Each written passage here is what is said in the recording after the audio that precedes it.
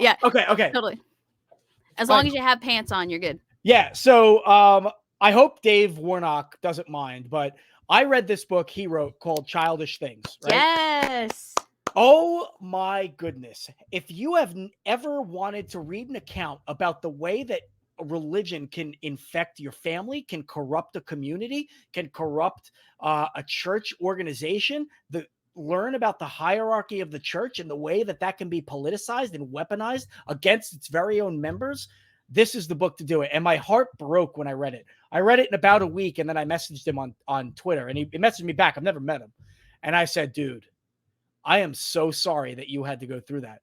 And, I can't sit here and read this book and come across some of the characters in this book, true story, by the way, and say, these people absolutely believed in Christianity. So I do, to your point, I think there are people out there that genuinely want to save us and genuinely want to help us. But there are also others, and these are probably the worst ones. Yeah. That know what they're doing is wrong, but it benefits them, so they do it anyway. And that's what we were talking about filming the dollar to the homeless people, right? About doing the food drive and proselytizing. I mean, this kind of need to just be in control, I think, has a lot to do with the way religion is used for bad.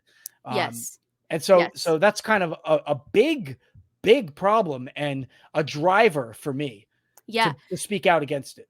Yeah. And I also think we should account for the number of people that are in the middle. So like maybe they do believe in God, but also they know that if they build huts on a mission trip, and if they get that tattoo that's a Bible verse, and if they make sure they're on the first couple of pews every Sunday, they also know that that will get them some social tokens and some heaven tokens.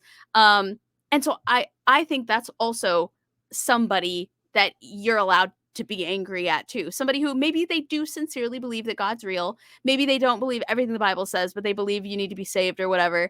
But they also recognize, like a bully of mine in high school, her dad was a pastor. And so like Monday, Tuesday, she'd be like mean to everybody. And then Wednesday it would be, come to my dad's church. Come to my dad's church. And like, I believe that she believed in God, but I also believe that she knew she was kind of a bitch at the same time. And like, she knew those heaven, like she did not like me at all, but she knew she'd get some points with God and Jesus in her church if I came to church because she invited me from high school. And the problem, go ahead. No, I'm getting ahead of myself.